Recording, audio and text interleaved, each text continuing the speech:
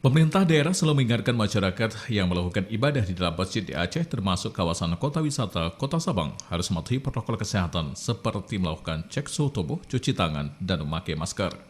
Wali Kota Sabang Nazaruddin mengharapkan masyarakat tetap menjaga diri dengan melaksanakan protokol kesehatan sekalipun saat ibadah. Pihaknya melihat kesadaran masyarakat saat ini di Sabang cukup tinggi terutama pada melaksanakan vaksinasi dan juga prokes kesehatan seperti memakai masker, menjaga jarak, dan juga mencuci tangan. Kita berharap kepada masyarakat Kota Sabang dalam mematuhi protokol kesehatan, prokes, dan saya juga menghimbau karena ini harus divaksin semua.